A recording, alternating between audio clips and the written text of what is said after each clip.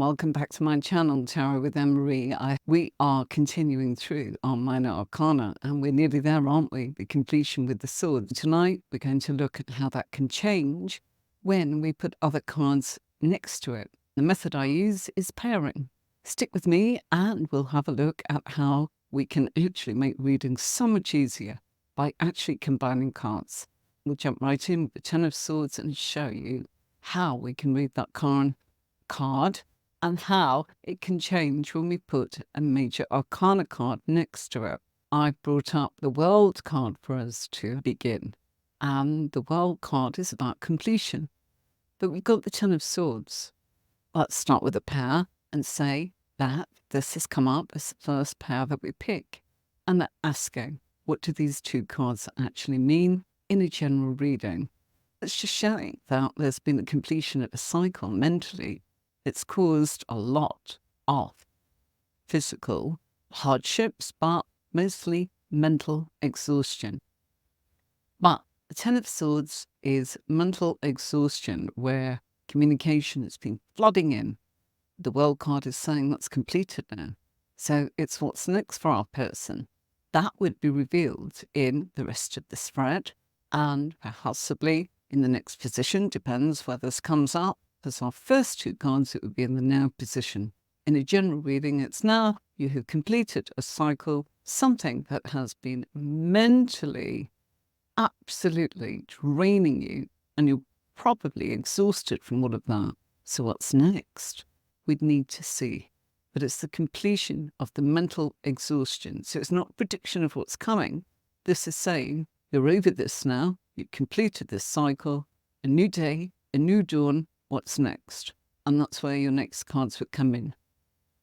It's really important when you're reading tarot that you're able to feel that you can navigate your way around the spread.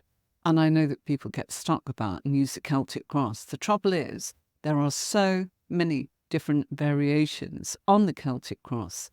I know that people say it's just the past, present, and future, and then maybe a case of what that person's got to face and whether or not this is about the things that they can change going forwards. That's very basic. You want to be able to add more to that, something like timings, something where people get stuck and everybody wants to know when. When it comes to swords, there is no timing in the method that I use. I know that other people will say different things. Stick with one system. Whatever that system is, I would urge you to have a look at the system I use because it's accurate. It takes the guessing out of it and it gives you timings, but I can only give you that on the courses that I teach on my website. So you'd have to go and look at them. The World card is a planet, isn't it?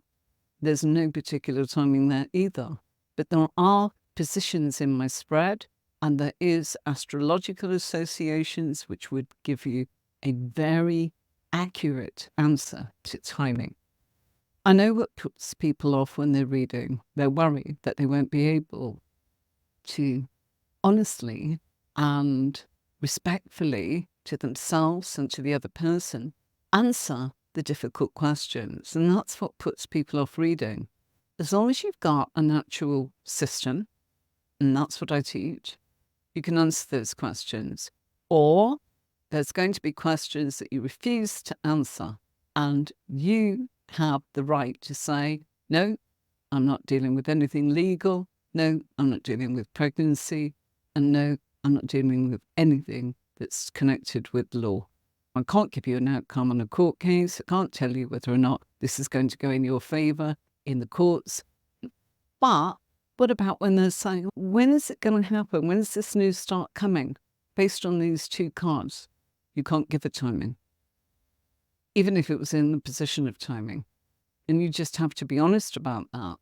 But if you use the spread that I teach, there are other positions that more than likely would give you the timing. So if anybody wants to know about timing, go and look at the courses. Temperance and the Ten of Swords.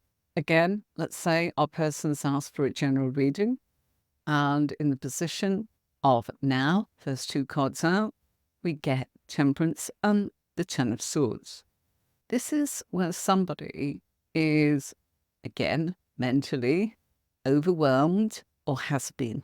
It's come to completion, because this Ten of Swords is a card of completion, of that mental exhaustion. And anything that they felt that they've been betrayed or overwhelmed in some way, shape, manner, or form. This is a card, Temperance, links to the astrological sign of Sagittarius.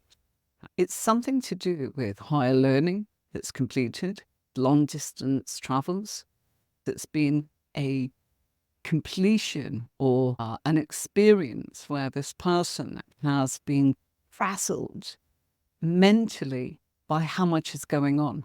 And the Temperance card talks about higher learning. Do you know, it's also associated with long distance travel. And if you don't know that, just remember the wings behind the angel and think of aeroplane wings, air travel. So it's long distance travel, higher learning. And let's not forget that the Temperance card is tempering something. What do we mean by that? By actually fusing two things together, just like we're doing here with two cards. That's exactly what my method is. We temper the reading by combining two things that makes something much more stronger, gives us much more nuanced answers, and helps us arrive at something where we don't feel overwhelmed. So let's say our person is asking generally, and you said, have you been doing something where you've been learning and now all that study's over? It's yes, I have.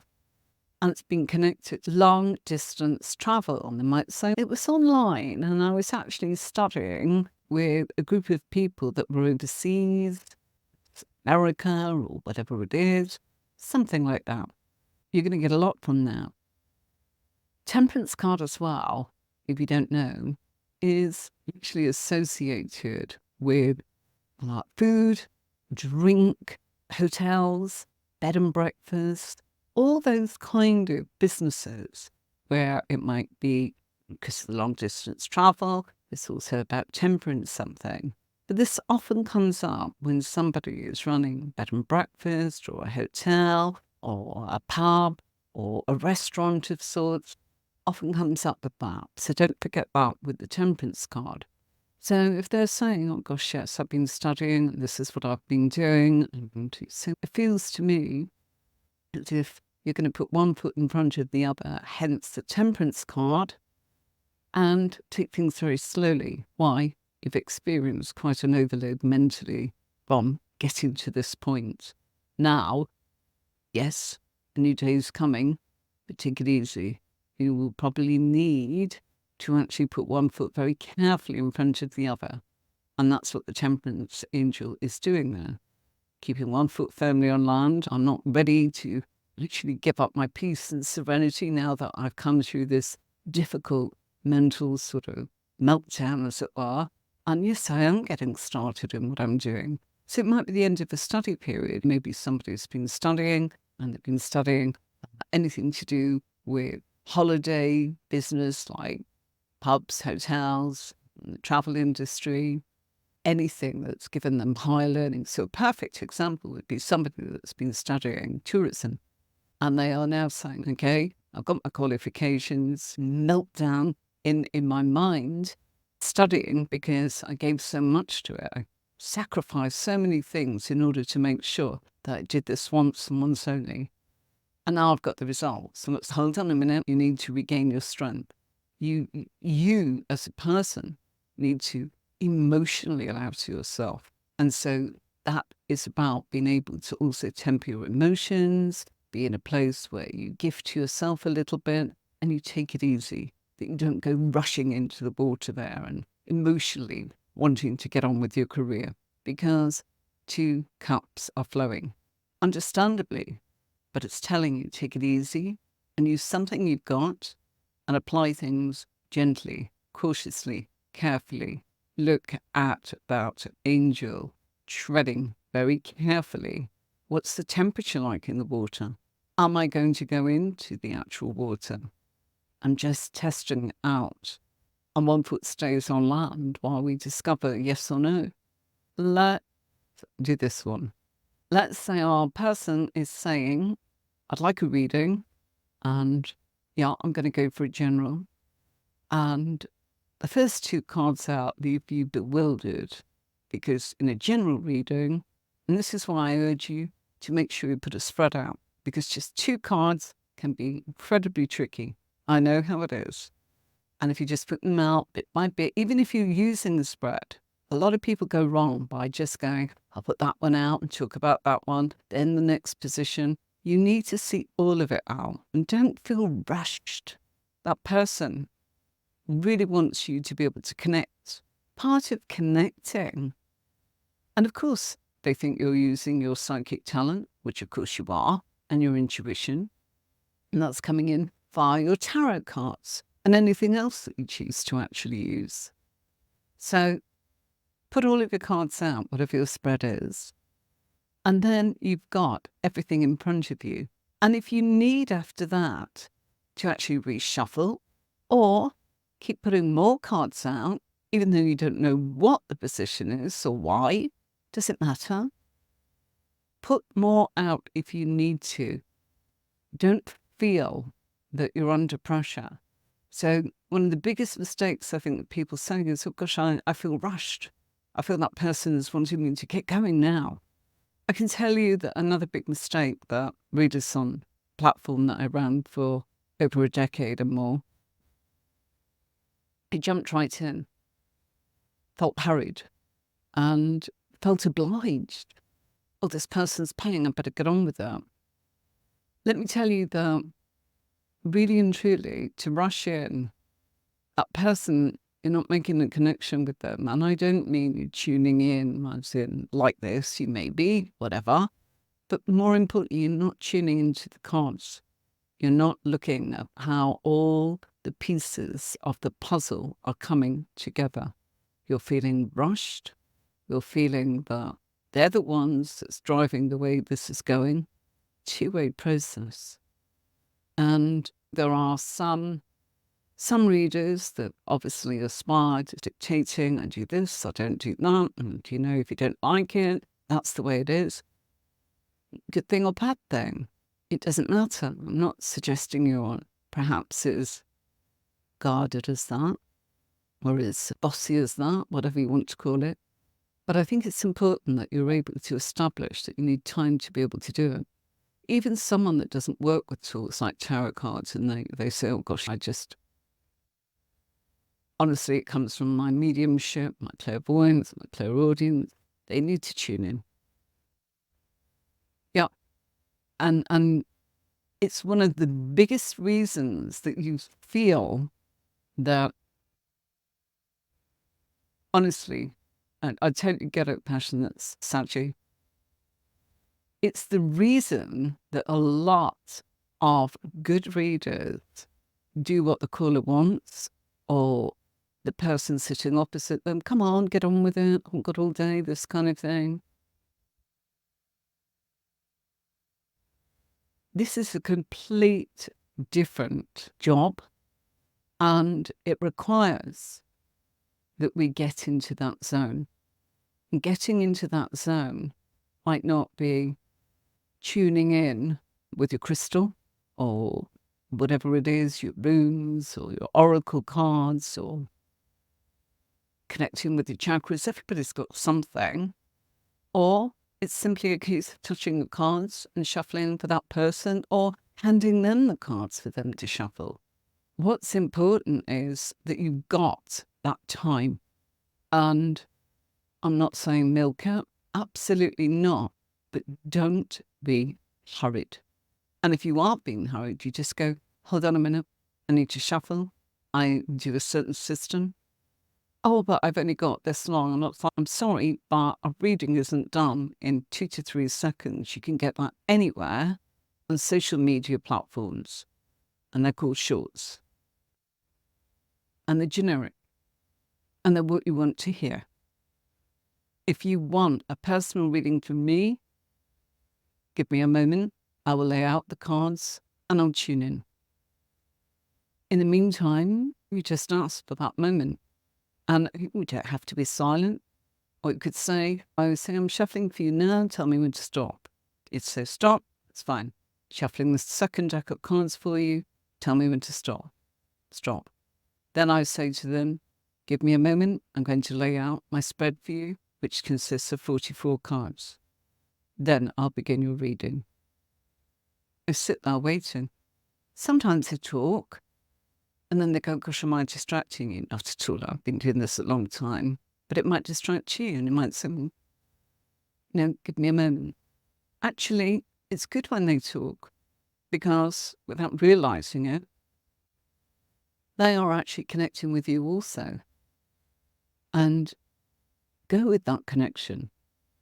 Those that are rushing you, that are saying, I'm paying you for this, you don't want them. If you do, that's up to you. But seriously, it's hard. And getting that much chaotic, fastest possible energy coming in isn't particularly healthy for your skill, for your day, or for your finances. And if you want to do this as a living, you've got to pay the bills. And so what you're really looking for is good old-fashioned have a proper reading, which will usually consist of 15, 20 minutes minimum. Well, if they're not prepared, I just want to ask this. Okay, but still take the time and put the cards out so you can answer them truthfully and honestly. So going back to this pair, we get this. They've told us nothing. They just wanted general. You put 2 cards out. You didn't take the advice I've just given you. So you've got nothing else to go on. You go, crikey, now what do I say? Oh, I think you're highly psychic. Nope. I think you're really tired at the moment. No, I'm not. I think you're going to get stressed. What? Oh, I didn't come here to hear this. That's what you're going to get. And that's when you're starting to go, I'm losing it, I'm losing it, I'm losing it. So you go and say the obvious, the high priestess. Or actually, a secret to be revealed, something you're going to find out about. And I think it's about somebody stabbing you in the back. You're panicking. And I can understand why somebody would say that. But if you can't see the rest of it, it's difficult for you. Really, if this was just the power we had, and I had nothing else to go on, say quite simply, okay, I feel that there are things that's been going on around you that's really drained you. And it seems to me that you're very intuitive, and that intuition has probably been really pulling on you mentally. And we'll be saying, I'm very perceptive. Use different words. As I said, not everyone wants to know that you think. They think it's a script. If you say that you've got the high priestess and everybody's psychic, somebody's going to get the high priestess and they may not be psychic at all. We're all psychic. They say, I don't want to know about that. That scares me. I just want you to do it. I'm here to ask some really important questions. So really, if this pair comes out, we would say, you know what, I think you've been perceiving something and it's really been exhausting. And from what I can see here, saying this in another way would be, look, you're probably picking up on an awful lot of stuff, a lot of gut feelings going on with a lot of people, and it's been an exhausting time mentally. And moving forwards now, they probably really come to you for a lot of help and advice. Don't need to say the psychic. Look at what the high priestess does. A high priestess is like a tarot reader or a psychic of sorts. So you don't have to describe the title. You talk about what they do. Okay? And so it's the person that people go to actually probably decompress, or to say years ago they might have been known as a wise woman or pearls of wisdom. So if this came out, you could start with that and just say, look, I feel that people come to you because they like being around you and that you offer some really good impartial advice and they trust that. But that's draining you and has drained you. And so therefore, you've got to go within yourself. Why? The high priestess. You've got to give that back to yourself before you carry on letting people hoover up your mood constantly. This person's been depleted by actually almost being an agony aunt to everybody. Again, I wouldn't say it like that. It's just say, you know what? People really like you and they find you pearls of wisdom. But that can be really mentally exhausting. And you've had a bit of a burnout. You need to decompress. You need to do something for yourself and go within yourself. And they say yes. Ways that you could do that: take time out, go for a walk. Don't take your mobile phone with you. When you go to bed, keep the mobile phone away. Those kind of things. People will constantly draw on others because they are the kind of people that they seek advice from. So you don't necessarily say, just because you get the high priestess, I think you're psychic. Because they will actually probably, some will say, oh gosh, yes, I am. I saw Auntie Doreen and they'll love her. 9 times out of 10, they actually get very suspicious of you saying that because everywhere they've been, they've heard it said. And therefore, it can actually get their back up and start you off on a wrong footing. You can mention it later and go, gosh, you know what? You're very perceptive and very intuitive, a little bit psychic. We all are, aren't we? Tackle it like that. Don't go straight in and go, oh, you could do my job. Because what they're saying is, what are you talking about? That's why I'm calling you. I'm just telling you of years and years of people that have been in floods of tears as readers, saying something that they meant well, and I can understand why they've said it the way they have. It's about pacing yourself in your readings. Let's say also that what we could say here is, if you are somebody that gives a lot of advice, impartial advice to people, perhaps you need to think about whether or not you want to continue to do this, because it could work really well for you to think about doing this as a paid income rather than feeling that you are resenting that it's a one-way street from people. So really, if I saw this pair straight out, I think straight away they've been drained by other people because people come to them for pearls of wisdom. But it's definitely a one-way street. And therefore, what they're doing is constantly with pearls of wisdom, got a nice nature, and then that person just takes and doesn't give back. And it leaves that person feeling burnt out and not valued. And if you are reading cards, another good thing is to remember not to give your readings away for nothing. Even if you make cakes, don't give them away for nothing. It's got to be a barter, or it's got to be an exchange of energy. And that's usually in the form of payment, isn't it? If you make a load of cakes and just give them to somebody, they go, oh, here we go. Here comes 20 bagel tarts or apple pies, whatever. And you think, why would you say that? I made it for you. Because they didn't ask you for it. That's the point. And if they are asking you for it, they're not going to value it. Oh, can you make me this, that, and the other? Yeah, and you put your heart and soul into it. And they just go, thanks very much. See you in a couple of weeks and I'll ask you for more. It doesn't feel right. Seriously, nobody takes the value. They do not appreciate it if they did not ask for it.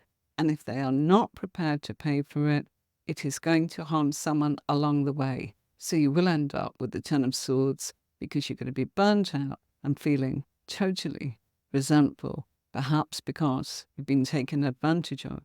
Just take accountability and stop it. You know what? I'm not doing readings anymore like this. Do it as my career. I certainly don't want to do it as a hobby anymore. So thank you very much. Here's my number, or someone down the road. I'm sure they can help you out, and they do that. Really. And all these people that look so popular on social media, that's got thousands and thousands of views or fans or whatever it is, likes, for giving readings. Unfortunately, they're not paying customers. It can be very good for branding and letting people know what you do, But you have to turn around and go, that's it. You've seen what I do, up to you now. You want to come and have a reading? This is how you contact me. And this is what I charge. And this is the pocket of time that you will have a reading with me. And this is the cost. And then both of you can work out whether that's going to happen or not. I get it. And people say, oh, I really wanted to practice. I get it. Unfortunately, even on social media, there are people that it's very difficult to find a group where you can find someone that genuinely will give you the feedback that you are looking for. More likely than not, they'll go, thanks very much. That's absolutely true. Great. See you. Bye.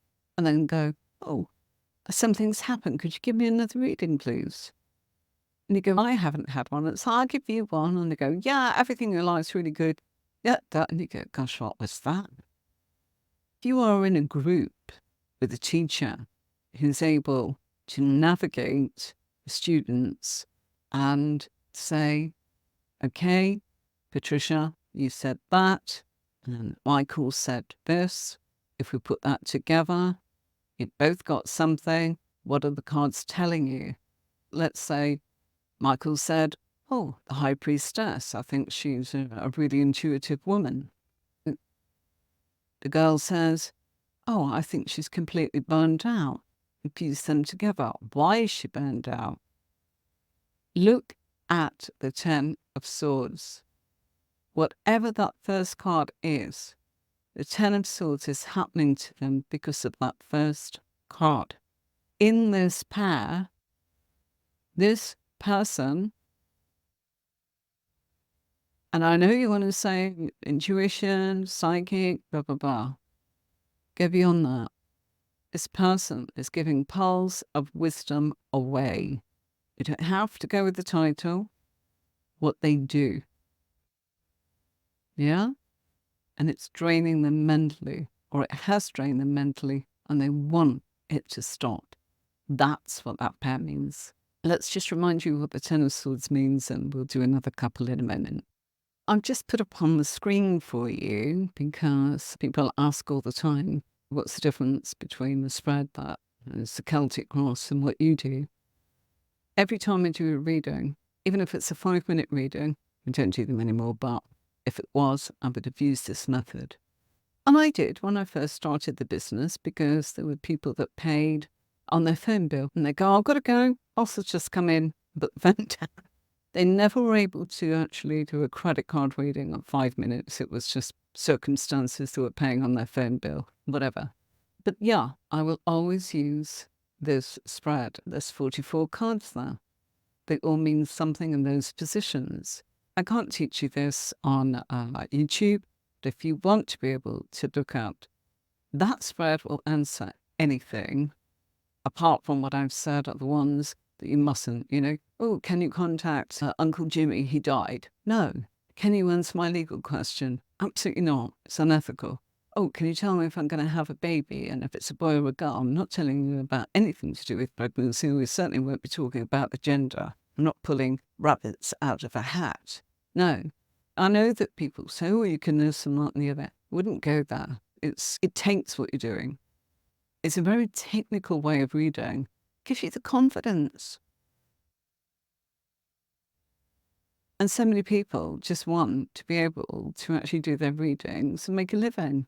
And that's the way to do it. Let's do this one. Somebody's really stressed out here or has been.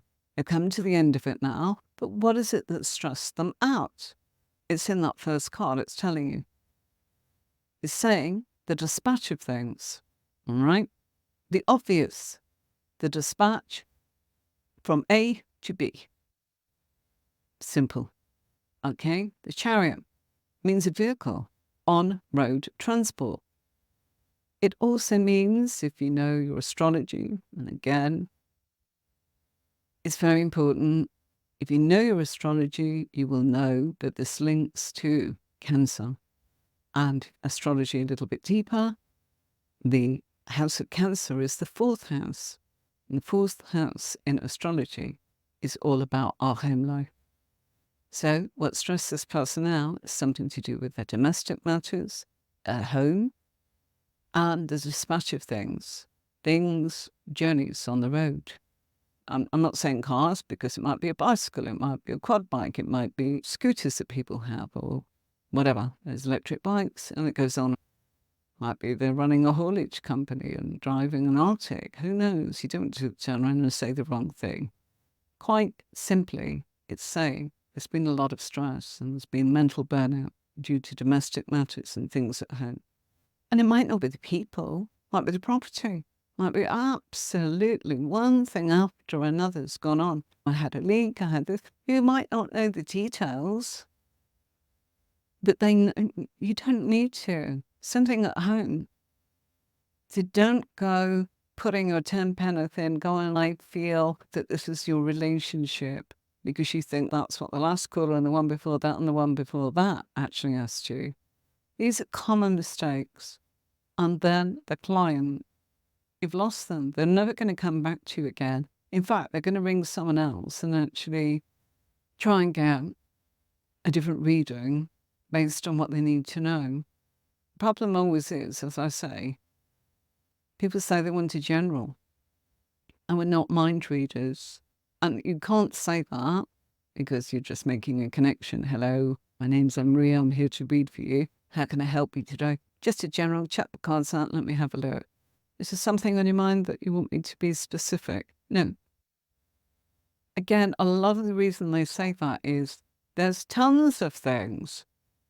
They don't want to focus on one of them because you might spend the whole reading on that and they want to know about this and this. And they are leaving it to you.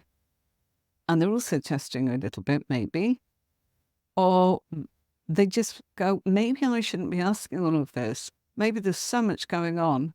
I just need a little guidance. So there's that as well. So what you could do, if you're getting stuck with that and you really hate general readings like most readers do, you can say, okay, so we'll look at the usual, shall we? Home, love life, finance. No, I don't need to look at home. Okay? Telling you, don't go there. Right? Work. Oh, yes. And I was thinking about moving. I want to have a look at that as well. There you go. And then asking appropriate questions, and people say, oh, aren't you prompting them? You are not a mind reader. You may say, oh, I'm a psychic. If you are saying that and you are not comfortable with doing that, then don't call yourself a psychic. I don't. I call myself a tarot consultant because that's what I do. And I fuse everything I've learned, psychic development, crystals, runes, oracle cards, but the tarot is my big signature piece because it comes back and it answers in such a depth that nothing else that I have touched satisfies me. That's why. Because I feel you can dig with tarot and you're always learning. I found the runes a bit limiting. I love crystals, but I can't. I've got 2 crystal balls. Had them for years. Gosh, 1998. And doesn't do it for me. Yes, they're here with me. I've got them. And amazing. They've got my huge crystal in here. I'm not going to be able to show you on the camera so easily because it's really heavy. But yeah, I have that. And it's something, it amplifies. It's a huge amethyst. Let me just remind you about the podcast, okay? So this power, as we said, something going on at home. It may not be the people, it might be the property. It might be what's going wrong with the property, or it might be that they want to move. There's different cards, isn't there, for moving? So what you'd be looking for is something like 4 of Wands, Knight of Wands, those kind of cards. But there's definitely something as well that's talking about the dispatch of things. So that might be, well, journeys, short journeys, and stressing them out. Maybe it's a case if it's taking all of their mental energy to navigate their way to work. And really and truly, it's costing them mental overload in the past. And they're now going, maybe I should actually look for somewhere nearer to home or something more local, or it's not the distance. Sometimes we can have a short journey, but it doesn't connect right. It's a busy road and you're always going to get stuck in traffic, or you've got to take this bus and then connect with that train or whatever it is. It may not be the distance. It may just be that it's a tricky route. Sometimes you've got journeys and it's not very far at all, but it might be a mountain road. You can't navigate that like you would on a motorway or a freeway. See? So there's things. Don't always go with what's the obvious. Let's say this at all. While you've got these two cards out, I want to ask you, will I have the willpower to lose weight? This one comes up a lot. The Chariot is a card of willpower. Perfect. Look at the other card. Ten of Swords. They're not in the right state of mind. They've got the willpower, but not at the moment. Even though you can't give timing on swords, you might be able to say it's not the right time. And by having the rest of your cards out, you could look in different positions for the Tarot's advice and what it's telling them. Just a reminder of Tuesday's podcast. So this is what our Tuesday Tarot Twist is. We've got a podcast on YouTube where you can look at all the lessons that I have been doing on Tuesdays in our Tuesday Tarot Twist. If you missed anything, it's all in our libraries, if you want to call it that, and there it is on my YouTube channel.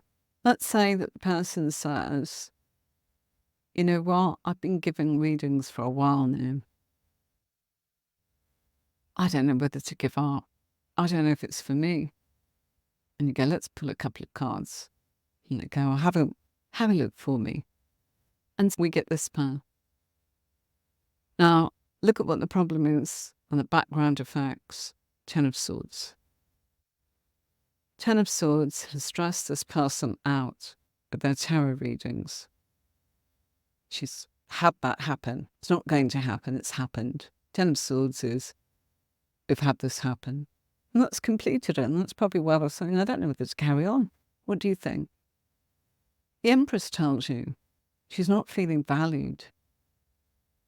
She's not enjoying it in the way that she was.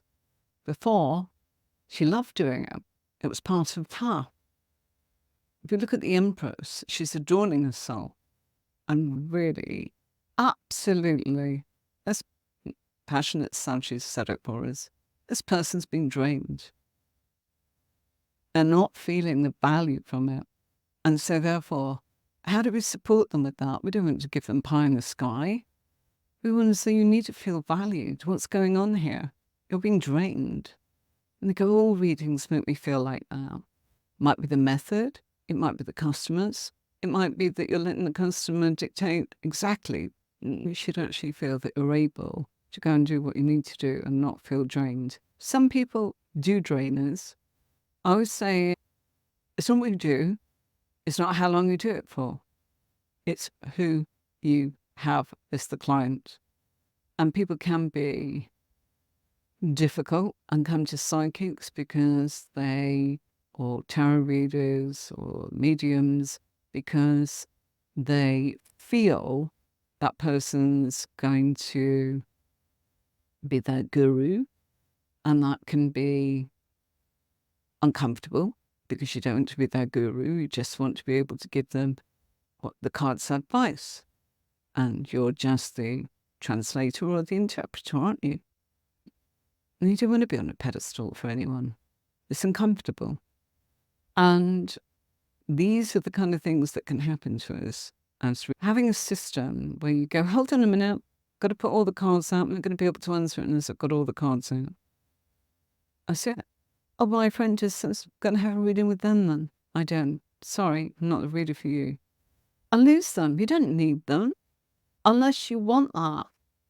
If you like short, then fine. But if you want to do it, get paid for it, How are you going to earn the money doing those little ones?